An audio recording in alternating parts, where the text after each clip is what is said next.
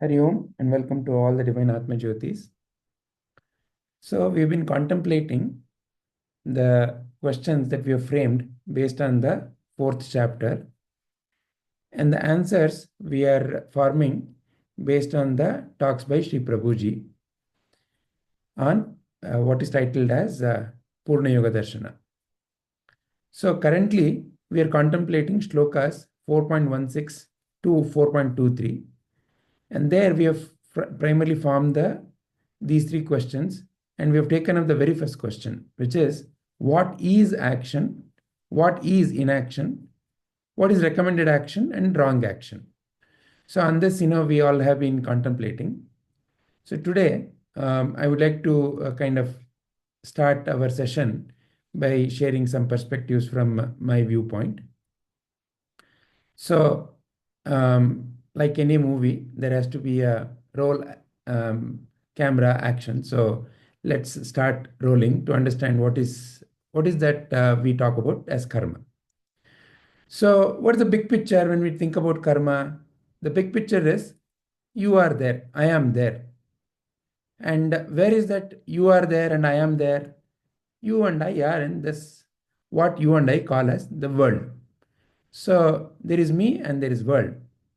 And what is that this big fellow doing in the world? Doing 100 things, right? And this is the big picture. That's essentially, in a way, what seems to be happening, right? There is you and me, and there is this world, and there is something being done. So today, the focus is on going deeper into what is that is being done, and what is that we are talking about as karma and akarma. So this karma, whatever we call as, something being done. So there is me and I'm doing something in the world. So to understand the doing in the world, we can take the example of a farmer sowing the seeds. So let's say the farmer requires some particular fruit. How does a farmer begin? Sows some seeds. Imagine, need mango fruits. So the farmer would sow mango fruits, seeds, and then would work in the field to clean the muck and to make sure there is water and so on and so forth, and thereby eventually getting the fruit. This is generally what you and I refer as the doing part, because all of this is visible, right? This is how you and I seem to look at the doing, the karma or the action part of it. And who's doing? Of course, me. Why? I am the one who's interested here, right? So when you look at this picture, the simple aspects that start emerging is that there is some kind of a seed or a aim that I want, and for that I do something. Of course, putting the seed itself is also doing, and then cleaning and so on and so forth. And eventually what I receive the fruit of my action, what I refer as karma phala. And this karma phala again comes back. Why? Because I'm again interested in that phala. So after having eaten mango, I like it. So I want it. Or if I eat a mango which is bitter, I don't like it, but I now say I don't want and I want something else. Sometimes we define life in terms of what I want and what I don't want. If I ask anyone, what is that you don't want? Most often the answer may be, I don't want sadness, I don't want anger, I don't want irritation, I don't want ill health. So like that, there'll be a long list of what I don't want.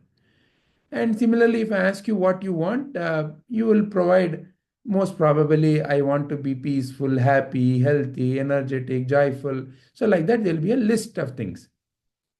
Both, if you look at it, are nothing but the fruits of something that you and I are doing.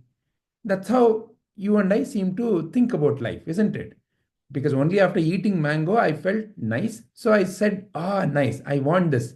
The pleasure of eating mango is what I want, so I want. Or the bitter mango, oh, the sensation of it I don't want, I want to avoid this. So like that, actions are the seeds for the action get formed by the type of the result also.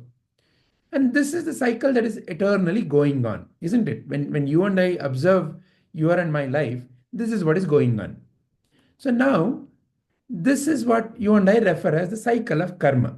This is the visible, what you and I see from an external viewpoint when you and I simply notice the life. And what Sri Krishna and Sadguru are doing is give us, uh, take us inside of this. So let's understand this from a slightly deeper and an internal viewpoint. So generally in our computer industry, when you have to create software, you create what are called as flow diagrams, where you look at what is happening in a detailed way, step by step. Because at the end of the day, computer is really a dumb machine which has to be told each and every step. When you and I break even this karma into each and every possible step, and again, it's impossible to break it into every possible step in all its nuances, but to a extent where it starts making sense, it becomes even more clearer. So, therefore, let's follow some kind of a simple Q&A and a small picture that emerges according to that. The very first question, if you and I ask, is what is karma? What is action, right? So it is, in one sense, we can define. There are many ways to define, but in one way to define is something that is done because of some stored impression. As we already saw, so something that is done. I'm cleaning the field. Why am I cleaning the field? Because I want mango. So I want mango is an impression that is stored. And because of that, there is a certain action that is being done. So karma. What is karma? Karma is simply action that is done because of some stored impression. So as soon as I give that definition, there is already a natural question. What is then this so-called impression or cause, which can also be referred as a seed? Because if the karma is happening, is being done, there has to be a seed. What is the seed? If I ask that question, so you and I can come to the kind of an understanding that something that is already there in the mind due to some earlier experience. So an earlier experience has caused this seed to appear. So sometimes newer seeds come because of an experience that I take up due to an earlier seed. So I let's assume, I've always been given the sweetest mangoes by my mother, and that causes the need to go and eat another mango. And the first time I experience a bitter mango. So now the bitter mango has left an impression. And that happened because I went to fulfill the earlier desire of, oh, mangoes are always sweet. Could have been my earlier thought process. So, like that, impressions come. How? Because I am engaged in these activities. Okay, so which means that impression, which is a seed, is already kind of there, and it doesn't automatically become karma. So, as you saw, there is something in between. It starts emerging as a desire upon certain, let's say, situations, isn't it? So in a way, I can think of the seed as latent. It's in the mud, but there is no water, there is no right kind of minerals, there is no sunlight. So something is in between my impression or a seed before it starts emerging or starts sprouting as action. And that something is the desire.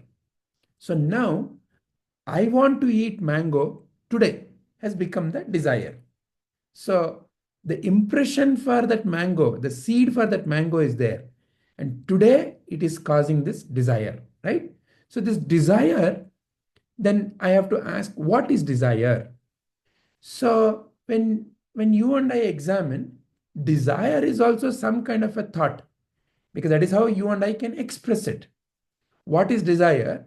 You and I can express it as a thought. I wish I could eat a mango. So like that, you and I express it as a thought.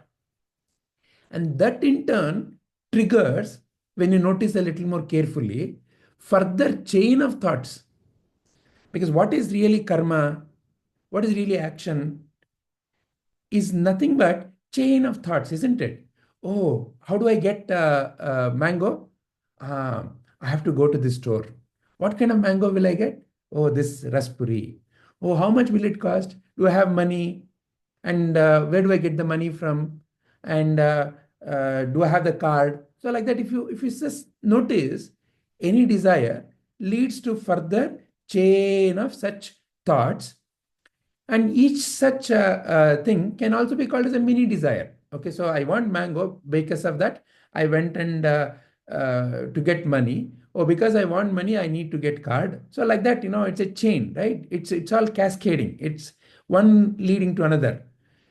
But fundamentally, all are thoughts only. They are also nothing but fundamentally, to begin with, at a thinking level. So a thought about something is emerging, a chain of thought. And all of this is what leads to another result thought. Because at the end of the day, when I eventually go and get mango, what is mango is also a thought, right? Which is what karma pala. So, in a way, the desire has led to a series of thoughts. And you and I have the tendency to label them as, oh, this is a seed thought. Oh, this is a desire thought. Oh, this is a action thought. Oh, this is a fruit thought. But it is all nothing but series of such thoughts only. So now the effect, the karma phala, as you and I know, karma phala has essentially two aspects to it. There is a good and a bad, or a success and a failure, or a winning and a losing aspect to the karma phala. So when you perform karma, there's a karma phala. What is karma phala? Is also a thought.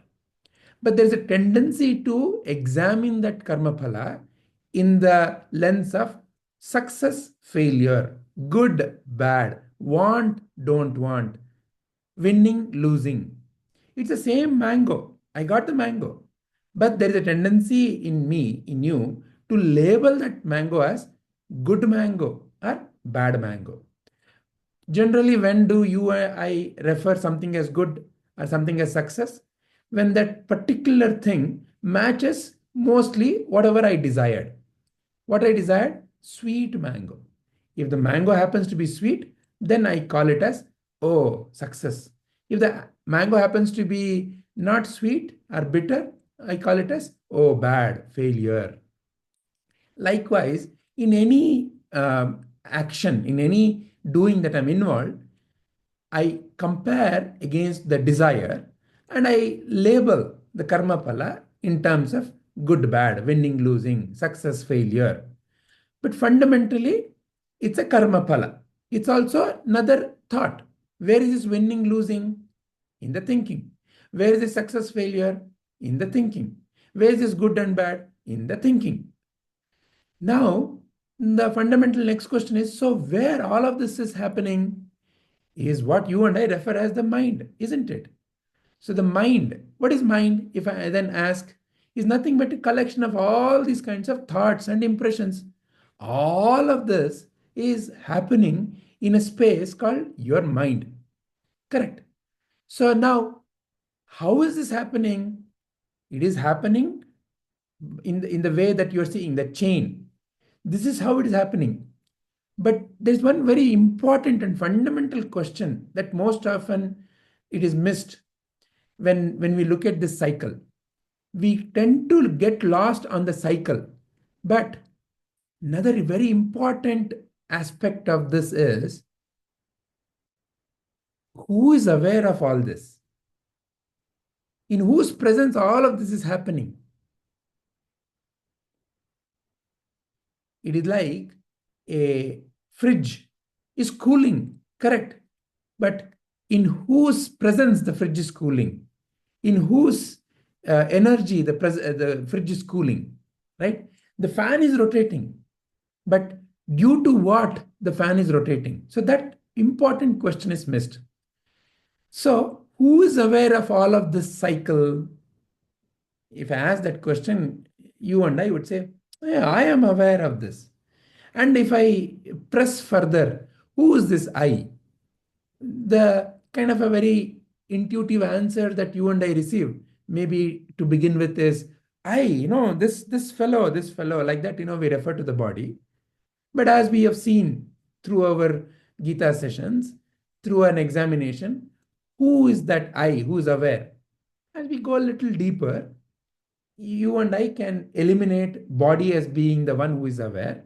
Because if the body is aware, then which body is the natural question that you and I can ask? The 5-year-old body, or the 15-year-old body, or the 30-year-old body? So body cannot be aware. Body can store the impression, body can remember. You all know that, right?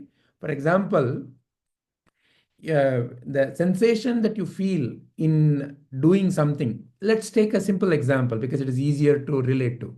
Say insult. Insult, when somebody says, "Are you an idiot?" For example, let's say.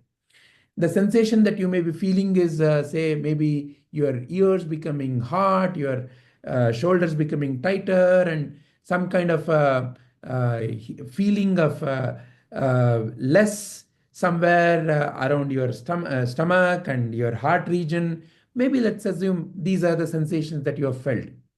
So whenever that word comes, it may trigger the same sensations, right? So in a way, that sensation, that memory is stored in the body. However, the body itself is not aware of this because the body is constantly changing.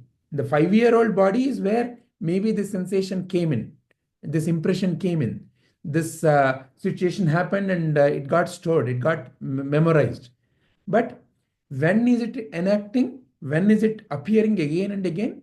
Whenever a trigger like that comes, right? But who is aware when you and I examine that? Through logical, simple reasoning, body cannot be aware of this. So there must be something else. Mind also cannot be aware of this because mind also, you and I can clearly see, is changing continuously. Because ultimately, what is mind? Collection of various kinds of thoughts and impressions. Thoughts cannot think about themselves. Yeah. So there has to be someone else, something else. And that is how you and I come to realize there is something else. Oh, there is this I who is what, which is what is aware of all this, in whose presence all of this is happening. So this entire chain, this entire setup is very important for you and me to understand the next aspect, because the whole of what you and I refer as the karma bandhana or the karma mukti is in understanding this entire picture clearly. Okay. So this flow, how the karma flows. So we can now give a simple answer, which is there is a presence of some energy, which you and I can call as awareness. In the presence of that awareness, all of this, what you and I can call as karma or the action, is happening, because all of these components are important. All of these small, small bubbles that I've shown are important for the entire cycle to happen, right? So, in a way, this awareness has a distinct quality than this blue color thing that I'm showing as the, whatever I am calling as the change, has a distinct quality, because this awareness, the golden yellow color, seems to be not changing. But this blue color thingy, whatever is happening inside that, seems to be changing. So in a way, I can say at a most fundamental level, there is a changeless and there is a change. And the change is being seen by the changeless. So this entire setup is important to now understand, where am I caught up? Where am I caught up? Because what Sri Krishna wants you and me to realize is karma, that is nothing but action, and what is inaction. So what is inaction? What is really inaction? Is it then, I'm not doing any of this that I'm calling as the blue color box? What is it? Is what is very, very important, very, very important to clearly understand. So therefore, in another way of looking at this entire phenomena, we can think of the karma as nothing but the karma bank. Because as I said, we do something and that leaves further impressions or further thoughts, and that continues, that cycle continues, right? So where is this karma bank? Where is this entire storehouse of this impressions? It's, of course, you and I will simply answer, oh, it's in my memory. And we already have seen that the mind, which is nothing but a collection of thoughts and impressions, functionally has four parts: mana, buddhi, chitta, ahankara. So, in that, what is memory? Chitta. The chitta part is what you and I call as memory. Now, who is that who is aware of this? If I say, oh, me. But what is that you and I many a times miss before we clearly examine uh, in the light of the jnana given by Sadguru or the light of the jnana given by scriptures, is that me, you and I refer as, I am a man, I'm a woman, I'm so on and so forth. So that me, who you and I refer, who is responsible for this karma bank, is actually another thought entity. That clear understanding is missed. Because if you really think about who am I, and if the answer is I'm a man, I'm a woman, where is that man? Where is that woman? Where is that Kannadiga? Where is that Tamilian? Where is that good person? Where is that bad person? Where is that ignorant person? Whatever the name that you are adding to, who I am, whatever the adjective that is being used, what is that adjective? Is another thinking only, isn't it?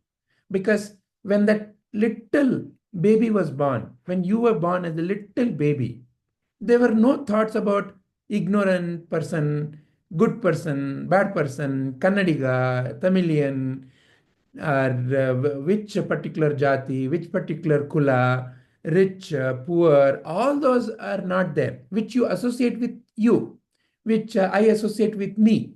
So when anybody describes themselves, when these adjectives come, these adjectives were not there at the time of the birth, but these adjectives have got collected. So where are they? If you and I ask that question, where is that adjective then?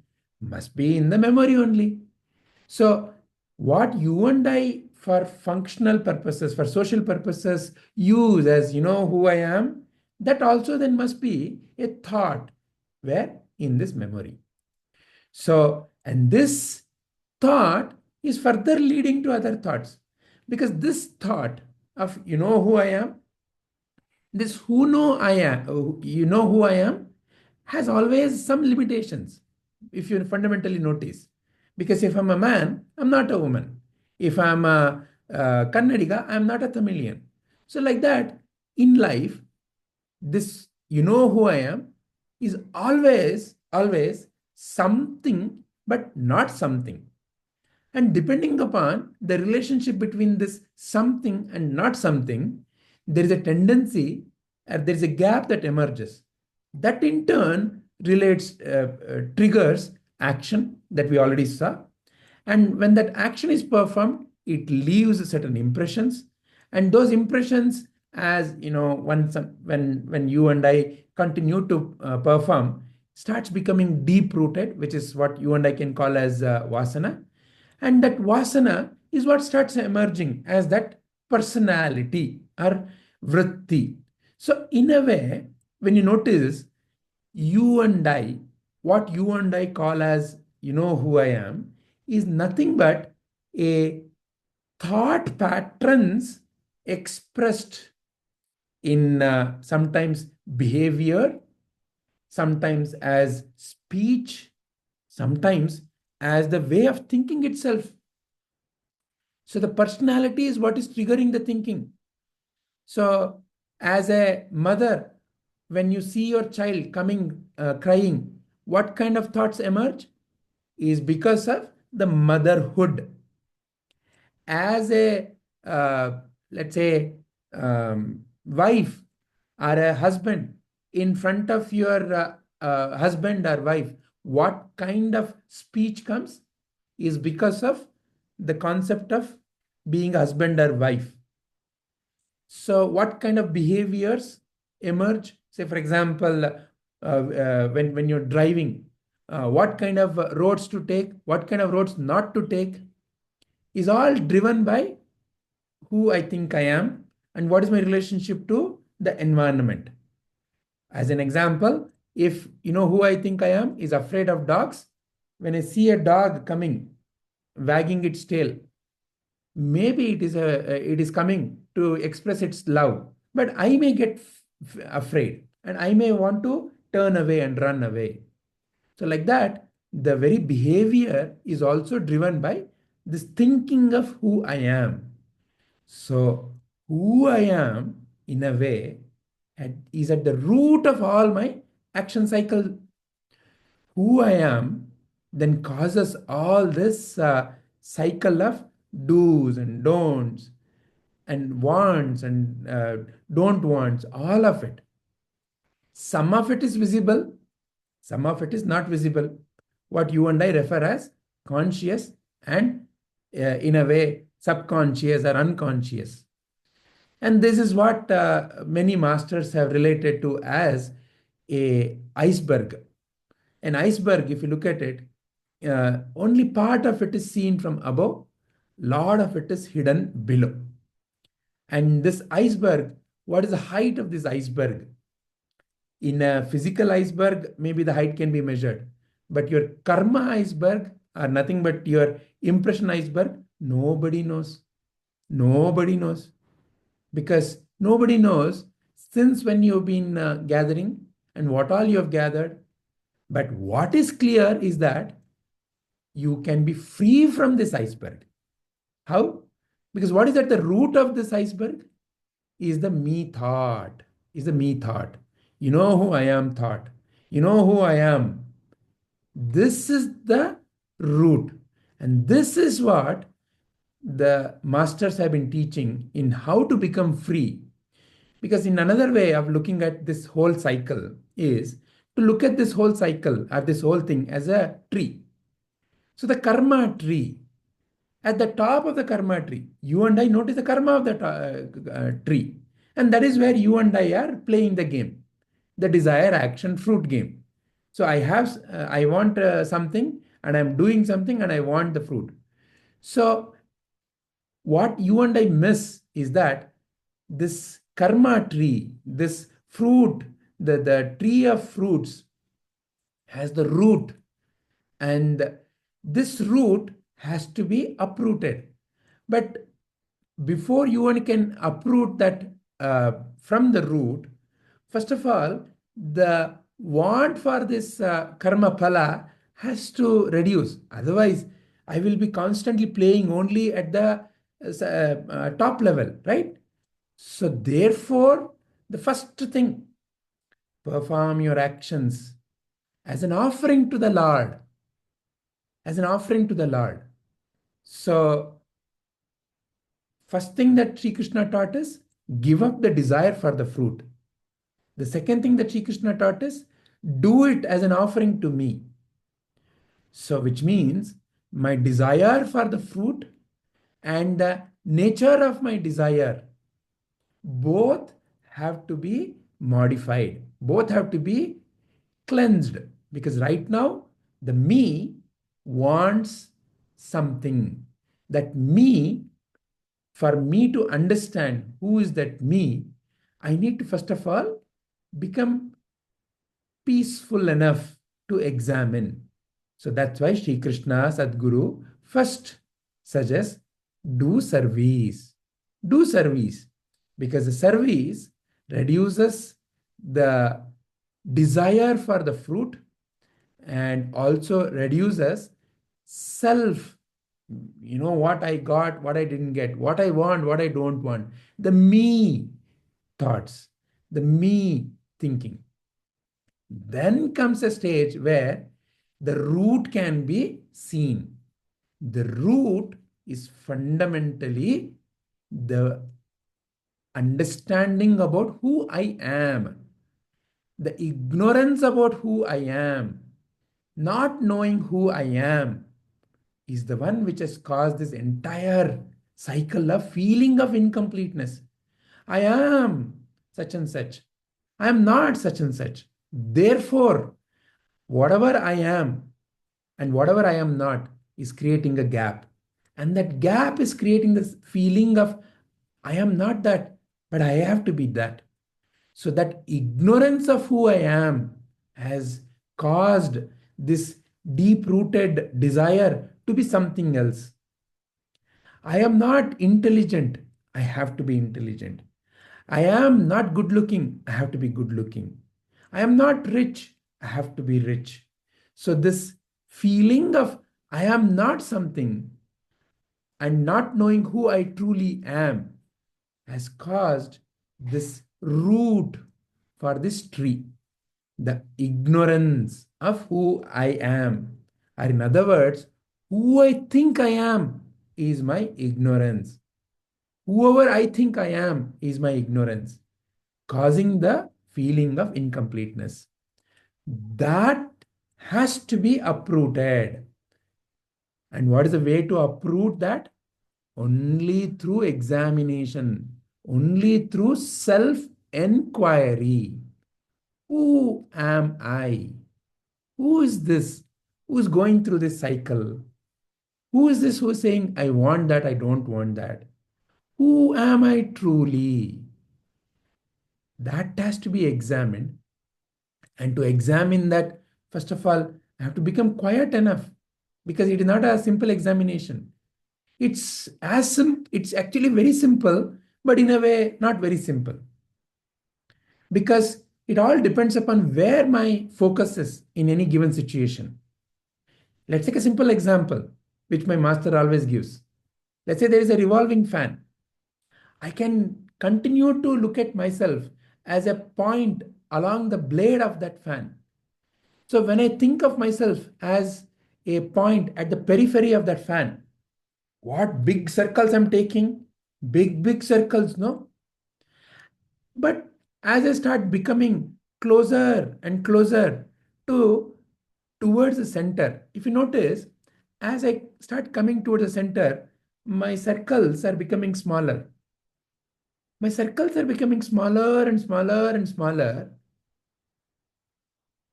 At the dead center, the fan is revolving around me. I am no more in revolution, but the fan is revolving around me. I am not at all in motion, but there seems to be a fan in motion.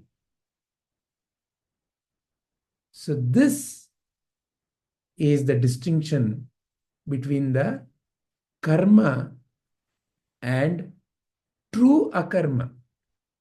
True akarma is a pointer to you, the real you, the non doer, the one around whom everything is happening. However, you and I function in life through a role that you and I take. That role is a thought. Nothing wrong with that thought. Nothing wrong with that ego. That thought of, who I am, you and I refer as ego. Nothing wrong with the ego. It's an incomplete understanding, incorrect understanding that I am the ego is the cause of this whole turmoil. So, at the foundation level, becoming free means realizing who I am truly. I am not any of the thoughts about who I think I am that are appearing, is the first and foremost fundamental clarity I need to develop. And as I develop that clarity, then I can take any role in any given situation, but still be the dead center of that fan. I can be any point along the fan, but I'm not actually any point at all. I am that dead center, is the whole cycle, is the whole understanding that Sri Krishna wants you and me to develop and to get established, not to run away from doing something, not to escape, because the whole thing, there is no other way, there is no way out, because the whole thing is you only. There is nowhere else to go, nothing else to do, just to be. Hari Om.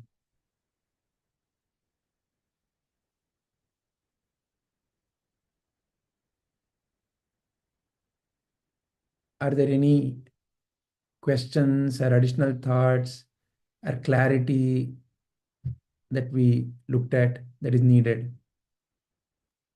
No, sir, it was very detailed and understood it completely.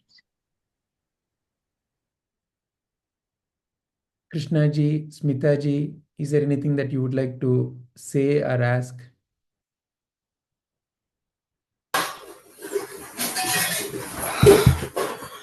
I had one small doubt. Vijay, can you go to the next slide Which before slide ji? this?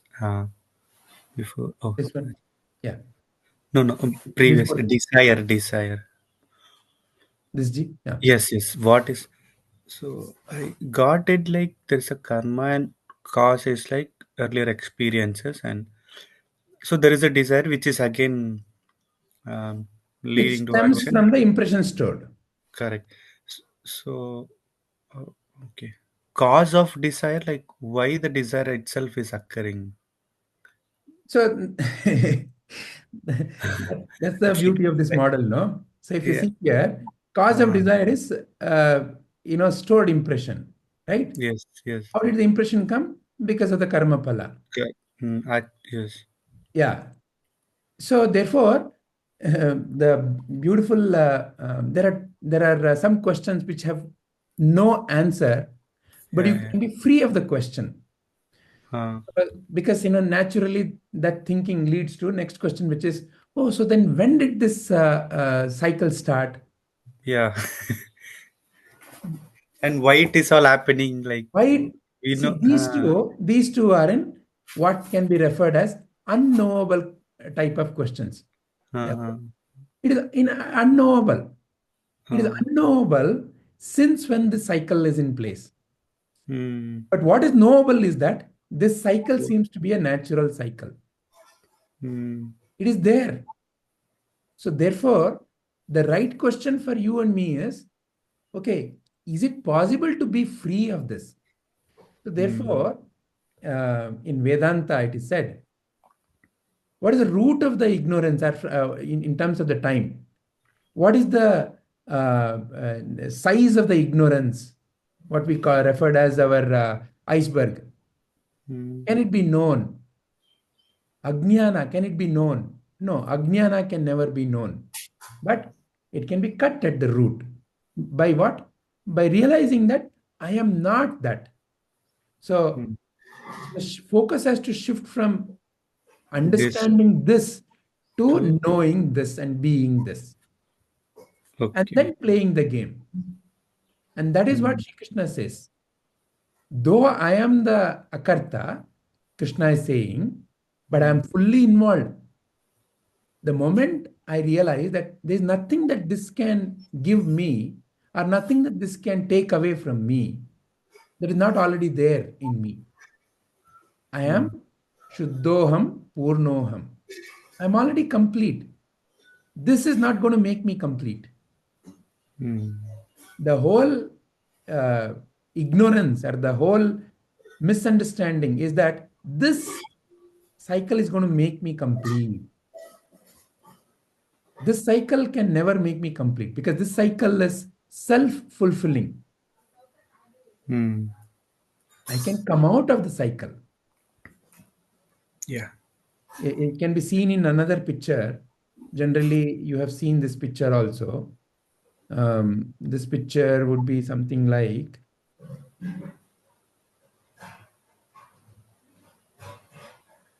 this picture. So we've seen this rat wheel. Mm-hmm.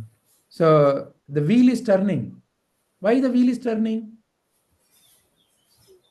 Why is in the rat wheel? Why the wheel is turning? Because the rat is moving. Because I am moving. So but I want to I want the wheel to stop. Mm-hmm. So I can only step out of the wheel. By stepping out of the wheel, I can be free. Yeah, got it. Yes. Wonderful. Any other points or any other questions? No. In regard to this only, Guruji had given that explanation. No, like when we are born, we have a chemistry ignorance, we have a physics ignorance. Whatever you name, there is an ignorance. So you don't know. You don't need to know when it started. You just need to get the jnana. Once it comes, then you know chemistry. That's all. It's there. Yeah. Hmm. Yeah.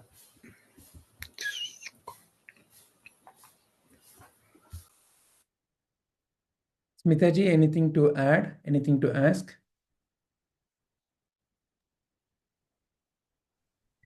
Not to ask, but just a thought.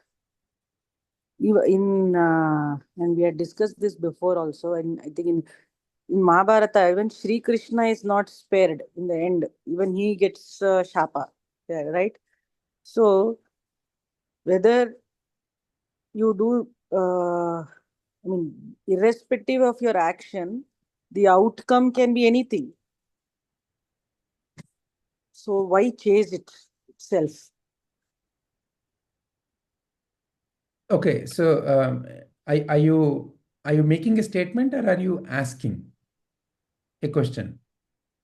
Yeah, that's my question. That there is this goodness and badness. It is not split like this, right? Your action, uh, the desire is not necessarily going to be the same. The karma phala can be anything, and it could be both. In one for the same action, they could result in multiple things happening. So why? So, which you are saying already, to break away from this cycle, don't.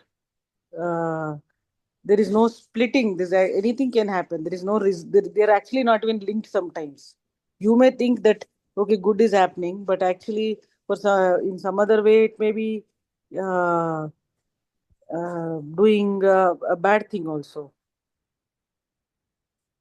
Correct. So yeah, so therefore, that is the whole Of breaking the cycle. the method that Sri Krishna and the Sadguru is giving is that, see, I have to step out of this wheel, but Correct. as long as I'm doing something to step out of the wheel, in terms of, I want that, I want this, the wheel continues to rotate because I still have the desire to step out. And that entire thing is causing the movement, and that entire thing is making the wheel continue to rotate. So the only way out is by realizing that I am not in the wheel. The wheel is in me, and I am separate from the wheel. But this clarity is not that is what Sri Krishna says, that is what Sadguru says, kind of a clarity. Is not like a Bhagavad Gita Shloka number 21 says like this. No, it's not that kind of a informational clarity. It's a deep inner experience. Realization. It's a realization. Realization. Real I. Who is the real I? And I have to get established in the real I. Based on the thought patterns I have developed, tendency is to continue to be the role, continue to become the role, continue to feel the role, and continue to see the deficiencies in the role, continue to want to bridge the so-called holes in the role, or to fill the holes in the role, becomes the movement of life. So that's why the method that Sadguru, that Sri Krishna, the great masters are giving is be engaged in seva. As you be engaged in seva, the desire for the top part of the tree and what is happening in the top part of the tree, that as it reduces, you will be able to notice the root of the tree. And only by becoming aware of the root of the tree can one be free of this cycle. Free of the cycle, not in the sense of, okay, now there is nothing being performed by Sri Krishna. And that's essentially what he just now said in the third chapter that we chanted. Sri Krishna said, though I have nothing to gain or lose in this entire three worlds, as that being, there's nothing to gain or lose. Because all that gaining or losing is for the desire of the fruit of the action called pleasure, happiness, peace. And that is who you already are. That is who you are. That is your very inner, your innate nature. But not knowing that there is a movement towards filling the gap. So when Sri Krishna therefore says, there is nothing to lose or gain, no karma phala is going to make Sri Krishna better. No karma phala is going to make Sri Krishna lesser. Correct. But Sri Krishna still is seen as completely engaged, 100% involved in the wheel. Because no more there is a tension of being in the wheel. So, time pass katle kai. What to do in life? So, do that by which you are living that divine life. Because divine life is not a matter of simply a thought. Divine life is a wholesome experience. As long as that duality is there, I and the world, as long as that duality is there, I am in the world and I'm doing something, and I have become free by all this thinking, it is not going to help. So, this duality, fundamentally, this duality, I and the world, and I am doing something in the world, this has to completely drop. In the sense of the happening is nothing but the divine only. Sarvam Khalvidam Brahma. So, as long as I and the world, I am doing something, as long as that is there, it is still a duality. So, therefore, as long as that duality is there, these questions will surface. So, the only way out is to fully be engaged in seva. And through that, as the sharpness of that mind grows, the clarity emerges, then there is no more doer and deed and being done. So it's simply a happening. Yeah.